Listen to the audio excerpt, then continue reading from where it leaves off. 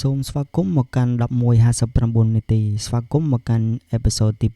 2នៅក្នុងថ្ងៃនេះ admin មានរឿងចង់ចែកជូនពុកម៉ែបងប្អូនទាំងអស់គ្នាពាក់ព័ន្ធនៅក្នុងរឿងនេះផងដែរគឺកើតឡើងទៅលើសិស្សសាលាដែលគាត់ទើបតែបញ្ចប់ការសិក្សាថ្នាក់ទី12កាលពីឆ្នាំទៅហ្នឹងហើយសាច់រឿងនេះផងដែរគឺជាសាច់រឿងមួយដែលវាមានភាពរន្ធត់មែនទែនពាក់ព័ន្ធនឹងពួកគាត់ប្រឡងចប់ការសិក្សាទី12ពួកគាត់បានពពោះគ្នាដើរលេងអញ្ចឹងកុំឲ្យខាតពេលវេលាយូរយើងចូលទៅកាន់សាច់រឿងយើងទាំងអស់គ្នាដែលផ្ដើមសាច់រឿងដំបូងហ្នឹងគាត់មានឈ្មោះថាវិចិត្រគាត់បានរៀនថ្នាក់ទី12មិនយូរប៉ុន្មានទេពួកគាត់ទាំងអស់គ្នានិងមិត្តភ័ក្តិពួកគាត់ទាំងអស់គ្នានឹងបញ្ចប់ការសិក្សាថ្នាក់ទី12ហើយពួកគាត់បាននិយាយជាមួយគ្នានិយាយមួយមិត្តភ័ក្តិពួកគាត់ថាពួកគាត់ហ្នឹងនឹងណាត់គ្នាដើរលេងម្ដងដោយសារថាឆ្នាំនេះគឺជាឆ្នាំក្រោយរបស់ពួកគាត់ហើយ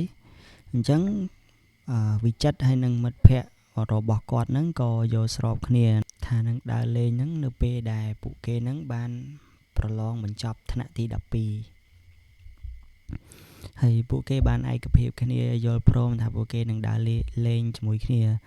ហើយគ្នារបស់ពួកគាត់ហ្នឹងគឺមានចំនួន5នាក់ពួកគាត់ហ្នឹងគឺជាមនុស្សប្រុសទាំង5នាក់ហើយអីដែលពួកគេចង់ទៅហ្នឹងគឺរមណីយដ្ឋានគិរីរំយើងនឹងឯងហើយពួកគាត់ក៏បានណាត់ពេលវេលាក៏ដូចជាថ្ងៃរៀបចំសម្ភារៈមួយចំនួនតង់អីចឹងរៀបចំដើម្បីដាក់ទៅបោះតង់នៅឯគិរីរំចឹងទៅដោយសារតែនៅនោះនៅខាងហ្នឹងវាថ្លៃពេកបាទហើយពួកគាត់ក៏ធ្វើដំណើរទៅដល់គិរីរំនៅពេលនោះទៅដល់ប្រហែលជាខ្ទង់ម៉ោង4រសៀលអញ្ចឹងពួកគេក៏បានរៀបចំដើររកមើលកន្លែងបោះតង់អីចឹងទៅហើយអីដែលសំខាន់ហ្នឹងពួកគេបានដើរទៅបោះតង់ឆ្ងាយពីកន្លែងដែលគេបោះនៅផ្ដុំគ្នាគឺគាត់ទៅនៅដាច់ដライដោយពួកគេហ្នឹងខ្លាចរំខានទៅគេដែលនៅចិត្តហ្នឹងអញ្ចឹងពួកគាត់ទៅឆ្ងាយទៅស្រួលគាត់ជប់លៀងអ៊ូអជាមួយមិត្តភ័ក្តិគាត់អីចឹងទៅបាទហើយនៅពេលនោះពួកគាត់ក៏បានរៀបចំសាច់អីចឹងទៅរៀបចំទឹកប៊ីយ៉ាជាក់អីចឹងទៅណា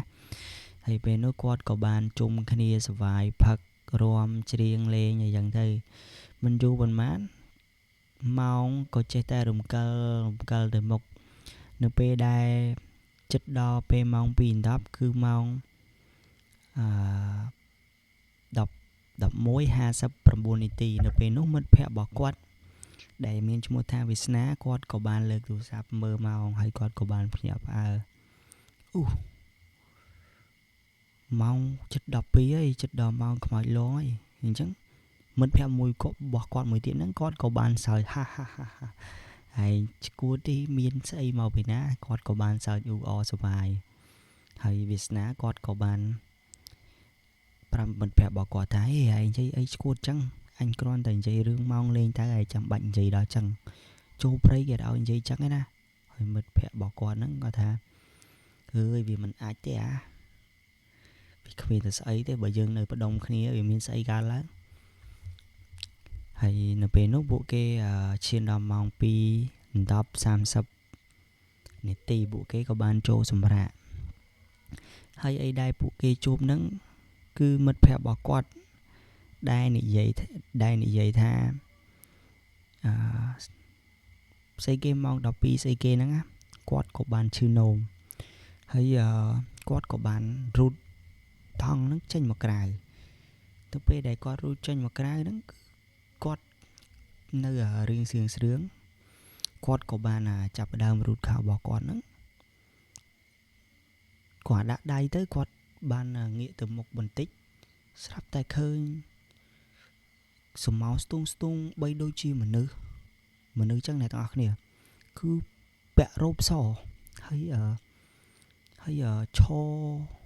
ដូចរបៀបលក្ខណៈថាឈរ3កូនចឹងឈរនៅថ្មឹងហើយគាត់ក៏បានញីភ្នែកគាត់ក៏បាននោមយ៉ាងលឿនហើយគាត់អត់អស់ចិត្តទេគាត់ក៏បានចូលទៅតង់របស់គាត់ហ្នឹងទាញពិលមកច្រវាច់មើលថា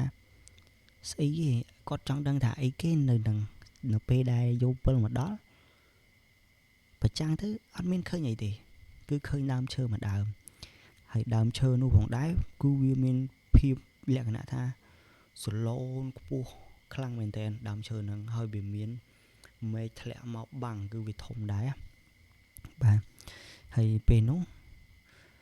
គាត់ក៏ចាប់ផ្ដើមព្រឺសវល់ហើយគាត់ក៏នឹកឃើញគាត់ពាក្យគាត់ដែលគាត់និយាយផ្្លាត់មាត់កាលពីម៉ោង 11:59 ហ្នឹងគាត់ក៏ចាប់ផ្ដើមខឹងខ្លួនឯងថាអញមិនគួរនិយាយចឹងសោះថ្ងៃនេះអញប្រហែលជាត្រូវខ្មោចលងហើយមើលទៅគាត់ក៏ស្ទុះស្ទាទៅតង់វិញហើយអីដែលសំខាន់នៅពេលដែលពួកគាត់ទៅតង់វិញហ្នឹងគាត់ស្រាប់តែឮសំឡេងហើយមិត្តភ័ក្តិរបស់គាត់ម្នាក់ទៀតហ្នឹងក៏ភ្ញាក់ហើយពួកគាត់ក៏ភ្ញាក់ទាំងអស់គ្នាហើយក៏ចេញមកក្រៅនៅពេលដែលចេញមកក្រៅហ្នឹងគឺពួកគាត់ឃើញសមោលទាំងអស់គ្នានៅពេលនោះវិចិត្រក៏បាននិយាយថាជុំយ៉ាអញប្រាប់ទៀតថាកុំនិយាយរឿងខ្មោចនៅក្នុងព្រៃហើយនៅពេលនោះពួកគេក៏ភ័យស្លន់ស្លោចាប់ទាញតង់ទាញអីរត់ផាប់ភីងទៅទាំង5នាក់នៅពេលដែលរត់ទៅអាឡ័យតែខ្លាចហ្នឹងមានបានមើលផ្លូវណាអ្នកនរគ្នាស្រាប់តែរត់ទៅជ្រៅមានអារម្មណ៍ថាស្ងាត់ទៅបើចាំងអត់ឃើញហើយពួកគាត់ចាប់ដើមសួរគ្នាឯងមានចាំផ្លូវអត់ដូចជាកាន់តែចូលជ្រៅមិនទេពេលនោះវាសនាក៏បានឆ្លើយថាអញអត់ដឹងទេអញរត់មកតាមឯងអ្នកនាំអញរត់ហើយនៅពេលនោះពួកគាត់ក៏ថាតាកុំខ្វល់អញ្ចឹងយើងដើរទៅមុខទៀតក្រៃលោទៅដល់អ្នកស្រុកអ្នកភូមិអីចឹងណាពេលនោះពួកគាត់ក៏បានធ្វើដំណើរដើរបន្តទៅនៅពេលដែលគាត់ដើរបន្តទៅគឺពួកគាត់ស្រាប់តែឃើញផ្ទះមួយនៅចំកណ្ដាលព្រៃតែម្ដងហើយនៅពេលនោះពួកគាត់ថាចុំផ្ទះណាគេវិញមកនៅហ្នឹងហើយរៀងស្ងាត់មែននៅក្នុងព្រៃហ្នឹងហើយពួកគាត់ថាកង្វល់ច្រើនតែមានភ្លើងមានមនុស្សអីពួកគាត់ទាំងអស់គ្នាក៏បានដើរទៅផ្ទះមួយហ្នឹងហើយផ្ទះហ្នឹងគឺមានលក្ខណៈថាអត់ធំទេអ្នកនរគ្នាគឺនៅជាប់នឹងដីតែម្ដងហើយវាលក្ខណៈថាវារៀងស្មុករៀងចាស់អីចឹងណាហើយដំបូលហ្នឹងគឺប្រក់ស្បូវហើយពួកគាត់ក៏ដើរចូលទៅគាត់ក៏ស្រែកហៅចាស់ផ្ទះម្ចាស់ផ្ទះពេលនោះម្ចាស់ផ្ទះក៏បើកទ្វារមកក្រាក់ហើយអ្នកបើកម្ចាស់ផ្ទះហ្នឹងគឺគាត់ចាស់ដែរខ្ញុំសូមបញ្ជាក់ដែរអាយុរបស់ម្ចាស់ផ្ទះហ្នឹងគាត់មានអាយុខ្ទង់60ជាង66 67ហ្នឹងឯងពីរអ្នកប្រពន្ធរបស់គាត់នៅពេលនោះម្ចាស់ផ្ទះគាត់ក៏បានចេញមកសួរថាក្មួយឯងទាំងអស់គ្នាហ្នឹងមានរឿងអីហើយមិនបានមើលទៅរត់ដូចទៅមកពីជួបអីចឹងពួកគាត់ទាំងអស់គ្នាគាត់មិត្តភ័ក្តិរបស់វិចិត្រហ្នឹងដែលវាសនាហ្នឹងគាត់ក៏បាននិយាយថាខ្ញុំបានជួបនៅពេលនោះវិចិត្រក៏បានចាប់ខ្ទប់មាត់វាសនាហ្នឹងទប់ហើយគាត់ក៏កវីក្បាលថាកវីក្បាលអញ្ចឹងទៅគាត់បាននិយាយអីហើយវាសនាគាត់ក៏ដឹងថាគាត់ក៏មិនត្រូវនិយាយចឹងទេដែរគាត់ខ្លាចជួបរឿងចឹងទៀតប៉ុន្តែអីដែលសំខាន់ណាស់អ្នកនរគ្នាមិត្តភ័ក្តិរបស់គាត់ម្នាក់ទៀតហ្នឹងក៏បាននិយាយថាអើយខ្មោចលងខ្ញុំដល់ហើយខ្មោចលងដេញហ្មងរត់ឡើងចង់ដៃខ្យល់ហើយនៅពេលនោះនោះគាត់ក៏បានសើចហើយនៅពេលដែលគាត់សើចហ្នឹងគឺមានលក្ខណៈថាគួរឲ្យខ្លាចមែនទែនគាត់សើចគាត់សើចមិនអីទេហើយពេលនោះមិត្តភ័ក្តិវិចិត្រក៏ដូចជាវិចិត្រហ្នឹងក៏មានអារម្មណ៍ថាព្រឺសវល់ហើយគួរឲ្យខ្លាចមែនទែននៅពេលដែលឃើញគាត់សើចហើយមួយស្ទុះហ្នឹងគាត់ពួកគាត់ទាំងអស់គ្នាក៏បានចាប់តង់ក៏ដូចជាអីវ៉ាន់របស់ពួកគាត់ងើបឡើង có sắp tay khơi ông sấy mình nè tiệt nắng đây chia bộ pôn bỏ quán nắng mà trôi chất quạt hay bị chất có đôi chi một vẹo bị chất quạt còn là ngưỡng mông móc nhá trong một tông trái quạt quạt quạt nhẹ năng bộ pôn bỏ quạt hay ông phải gọi là bạn em nhẹ xâyนี่คือchia bộ pôn bỏ ta tê hay bộ pôn bỏ quạt nó cứ lẽ cái nạ mưa tranh máu cứ mình sư đôi chi mình nụ mà thế vì chất có quạt chập đào miền chất cho bột cho vào là bộ pôn bỏ ông prom nè nắng lẽ cái nạ ta quạt nhâm mà lù xa nhâm khăm hơi khăm hay có lẽ cái nạ ta mình nước ớt miên vì nhiên tầm mặt đó này thật nè cứ quạt khăm xa hơi mơ nơi làng xiêm tập này quạt mình bịch vòng hơi nè pe nó bộ pôn bỏ ông prom nó có sao mau tiệt đôi kia tiệt hay thưa ơi bị chất nó căn đã cao xong say bật thèm tiệt đây cứ quạt nó pe nó quạt nó đừng chặt hà sập ấy bảo mình không nói cứ mình nữa này hay bên nó bộ quạt cái đây chả nãy thơm mấy bà to lấy vô ấy bần to từ tiết còn mình cả đấy để xa này khăn ông prey đăng xa với tại vô ấy dương mưa gọt khơi thì hơi dương thưa đồng nào dục lúc vì ai nâng nòm của thân ạ đọc luôn ai có đôi chia chụp sạch prey kla bùa ấy dạng tới nông prey dương mưa gọt khơi thì hay bộ quạt có dòng lại cho ta ta kê nhá ta nòm kia rồi quán tốt hay rip trong mưa lại kế nhá hay bên nó ông pro chẳng ai kênh từ ông vì nhà ông xây nắng từ kênh một này hay nợ bên nó vì chất có ba là rip trong cái lại để mùi một phe quạt bắt đông khi ở dạng từ ông pro ông xây nắng quạt đa cho từ bật tục còn mùi tiệt này không té còn nắng quạt ban thư thuy bật tục mùi hay bên nó quạt của bạn chập đào để chạy dạng tay điệp trong bật phượng flip ấy đại song khăn nha ở kia nó về đài vì chất bật phượng nắng cứ có thung khăn sôi tầm đầu thung khăn sôi mà phi tranh pi bật tục ôm pro ôm sấy nữa hay bật tọa mà tiết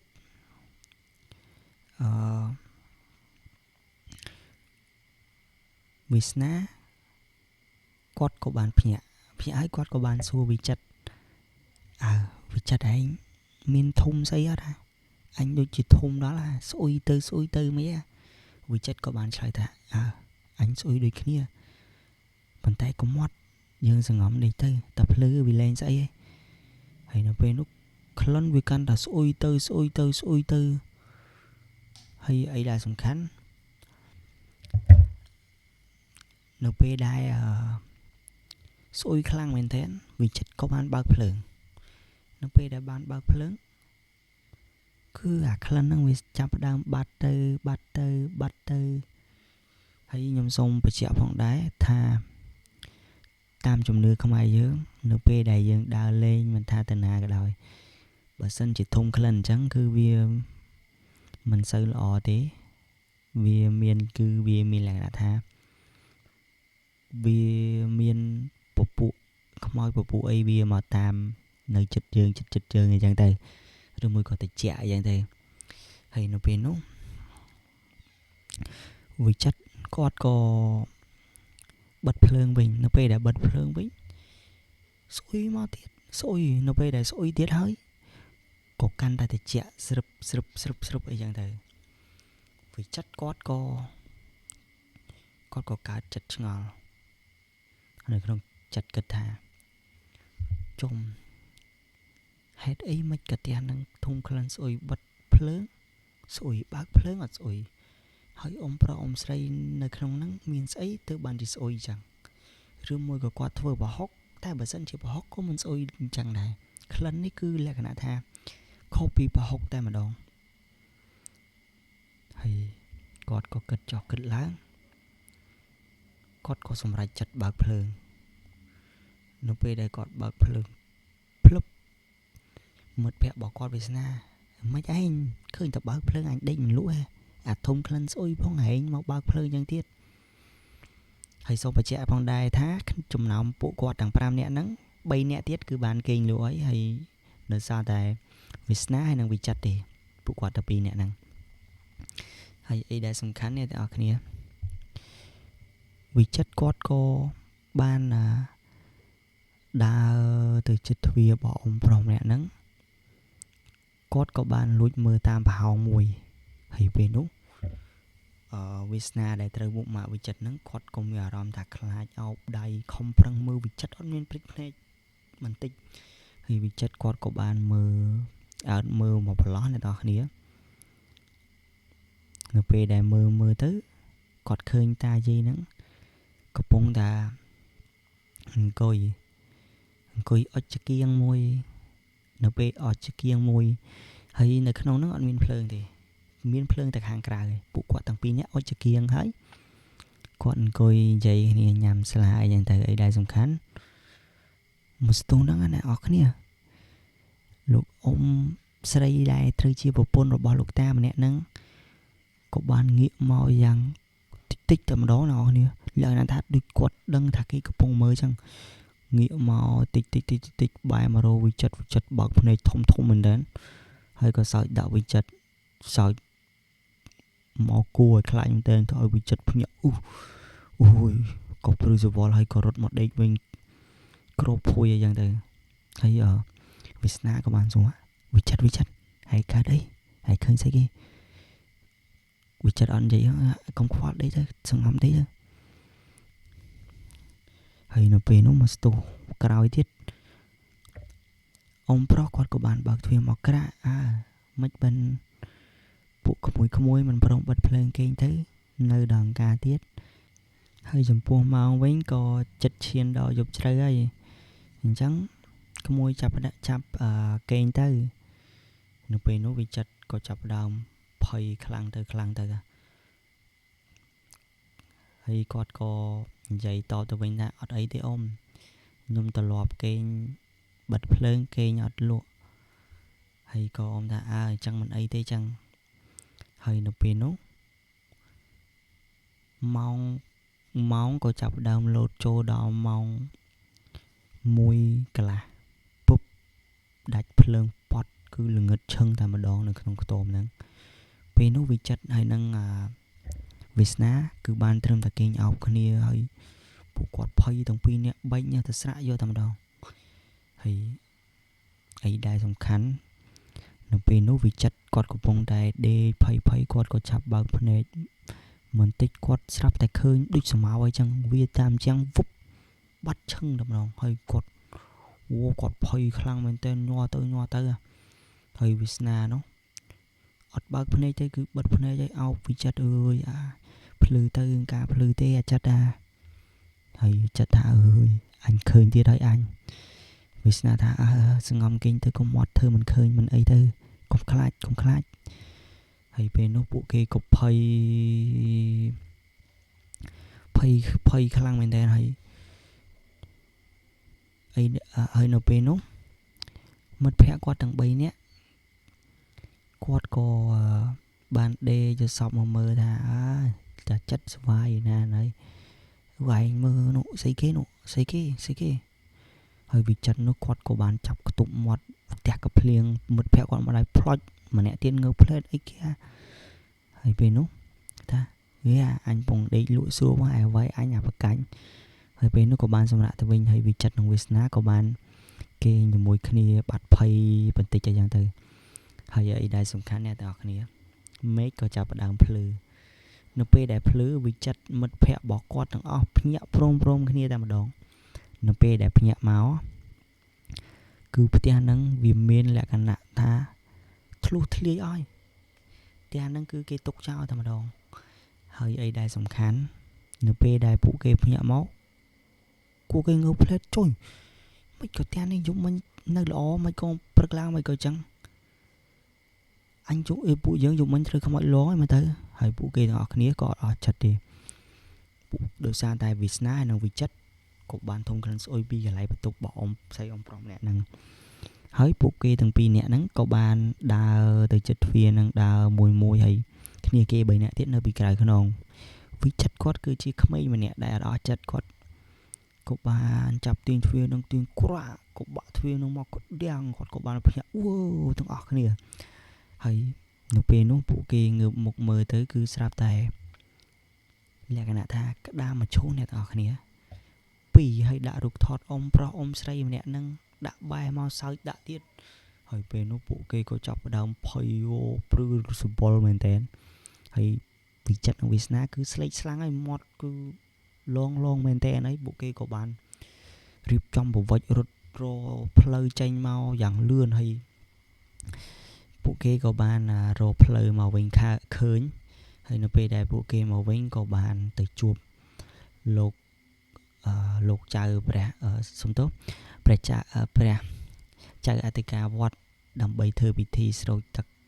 ផឹកទឹកមុនចងខ្សែចងអីកុំឲ្យជួបរឿងចឹងបន្តទៀតសូមក៏ដូចជាដេញវិញ្ញាណបោះអ៊ំទាំងពីរម្នាក់ហ្នឹងកុំឲ្យមកតាកុំឲ្យអីទៀតសុំតែសុកអីចឹងទៅហើយសាច់រឿងរបស់យើងក៏សូមតែបញ្ចប់តែត្រឹមនឹងដែរហើយសូមអធិស្ឋានផងបើសិនជាមានការខុសឆ្គងក៏ដូចជាការនិយាយទៅមិនសមហេតុផលក៏ដូចជានិយាយទៅរៀងតាក់ធ្វើឲ្យអ្នកទាំងអស់គ្នាពិបាកនៅក្នុងការស្ដាប់